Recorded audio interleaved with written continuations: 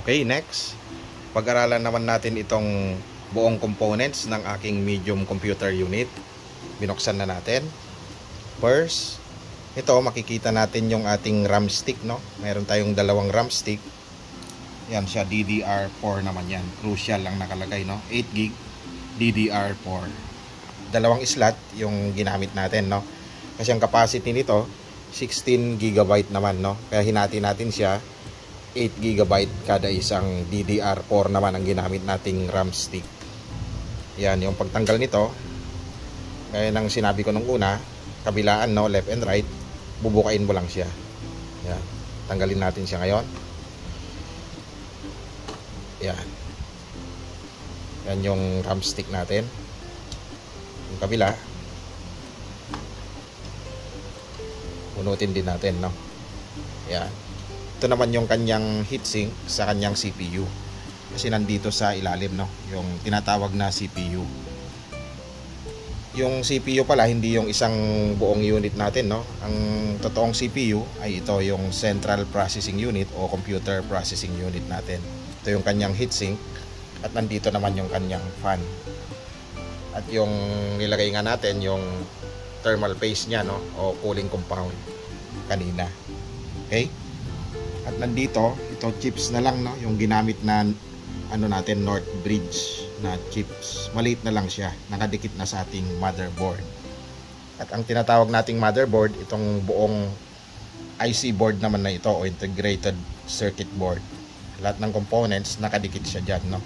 Itong ating RAM stick na terminals, yung CPU, yung North Bridge na chips, at ito naman yung kanyang power supply, no. Yung power supply natin, meron siyang fan naman doon. Okay? Kita natin yung saksakan niya, yung power supply. Yan siya, meron siyang on and off. At ito yung kanyang CD-ROM naman, no. At nasa ilalim yung tinatawag natin na disk drive, no. At naka-connect naman siya dito. Ito yung wire niya, itong blue tsaka red. Ito yung wire ng ating CD-ROM at saka yung disk drive. At nandun yung ating CMOS battery nakakabit sa ating motherboard. Okay, yan yung kabuuan ng ating isang complete set ng ating computer unit. Ito babaklasin natin, no. Papakita natin yung ano, yung CPU natin. Gaya ng ginawa natin kanina dun sa maliit, no, yung mini na ano natin. Pull out natin to. Ito yung plastic nya. Yan, makikita nyo na, no, yung heatsink nya. Meron din siyang 4 na tornilyo o screws, no. Bubunutin natin siya. Itong heatsink, aluminum heatsink nya.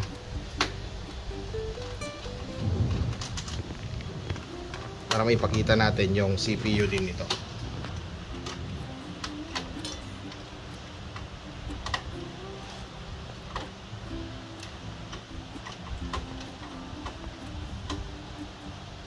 Okay, bunutin natin.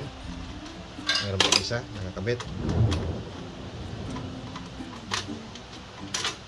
Yan, ito yung kanyang heatsink. Ito naman yung likod ng ating CPU, no, yung heatsink nya. Yan yung nilinis natin kanina. At ito yung kanyang CPU.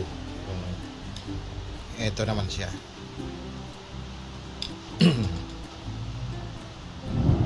Yan, kung bubuksan natin, bubunutin natin ganyan.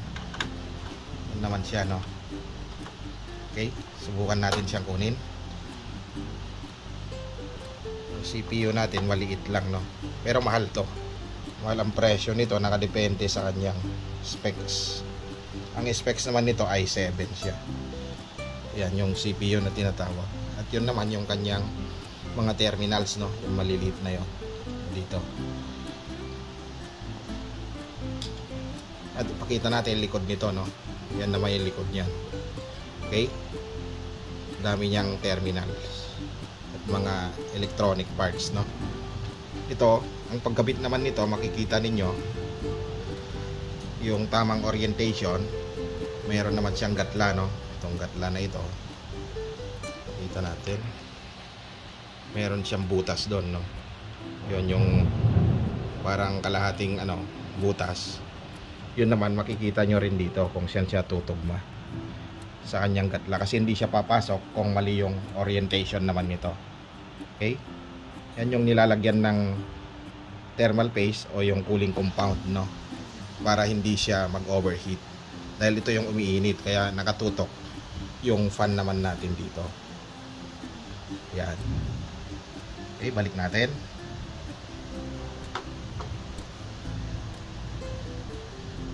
Tapos ilagay nyo lang yung lock nya, no.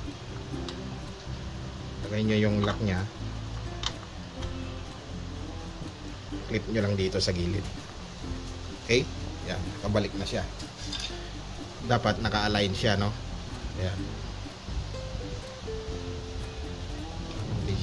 Tinapon ko yun. Ito naman, subukan nating linisin para makita natin yung specs naman nito.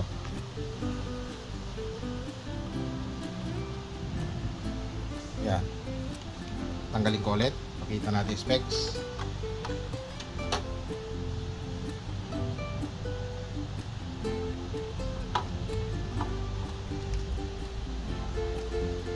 Yan naman yung specs nito. Intel Core i7 naman ito. Yan. Yan yung likod niya. Yan, iingatan nyo lang siyang ibalik kasi may mga terminal ito na parang sa gitara, no? Yung string niya tusok-tusok. Kailangan tumapat siya dyan dito sa pinaka terminals na yan. Ngayon, iwasan yung mabali yung mga nito, mga pin nito kasi napakaliliit, no? Maselang siya. Okay, yan yung half na butas. Yan yung patatamaan nyo doon para maglapat siya. Okay, yan, alignment. Titingnan nyo maigi yung alignment nito. Tapos balik natin.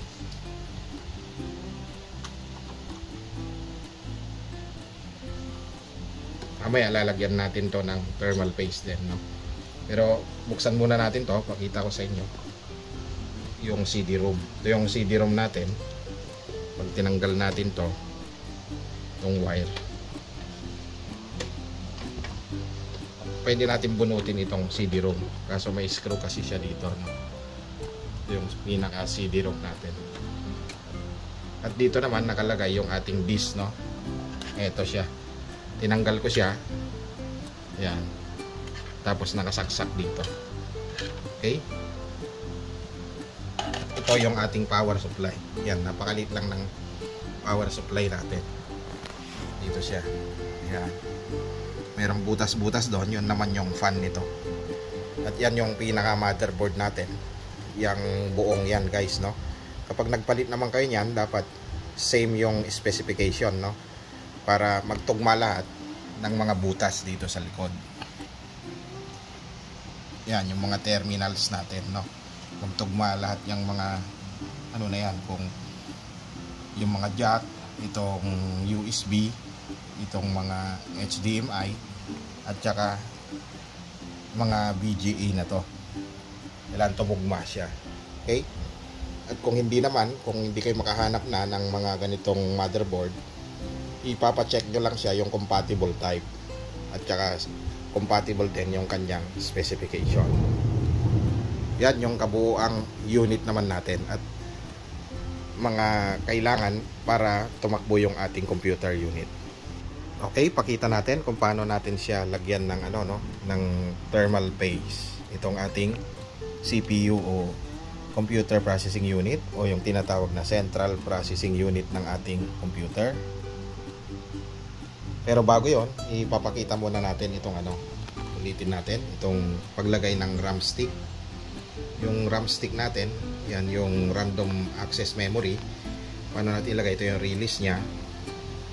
Yan, ibalik natin siya. Tingnan nyo yung gatla, no? Yung gatla, kailangan pasok siya doon. Pasok nyo lang dito sa sa release nya, and then push lang to, no? Pag pinush mo to, babalik tong left and right na lock nya, no? Push natin yung itong right, papansinin niyo ito para bumalik. Yon, bumalik yon. Ngayon, itong left naman, push natin ito, itong ram stick, yung pinaka-tip nito, and then babalik naman ito. Yon, bumalik din siya. Ganon din ito. Subukan uli natin. Pangalawang slot. Push natin ito. Itong right ulit. Pansinin nyo yung right na lock. Bumalik siya. Push natin din dito. Sa left. Bumalik din siya. Pag tinanggal natin, same ito. Bubukayin natin left and right. Ganon din dito. Left and right. Makukuha na natin yung ram stick natin. Pero bago natin siya ibalik, lagyan natin ng thermal paste itong compound niya, no? Yan yung CPU. Lagyan natin ng thermal paste para hindi siya mag-overheat. Itong thermal paste, nabibili lang ito, no? Binili ko lang ito sa Lazada. Marami naman siya doon. Saan na yung brush natin? Brush lang natin yan.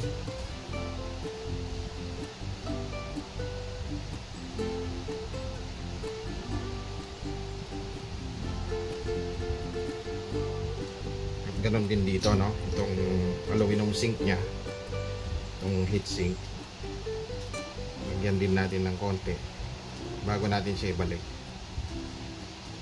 Yan. Tapos brush natin.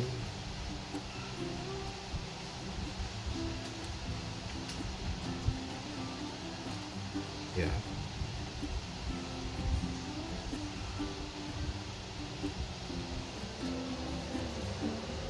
Okay. Balik natin siya. 4 na screws. Patamaan lang natin siya.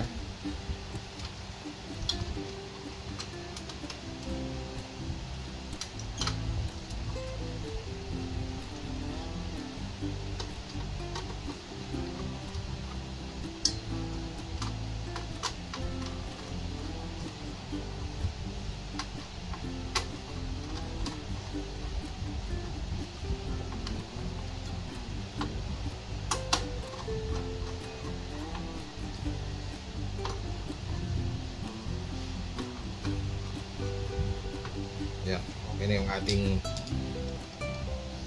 aluminum thermal sink.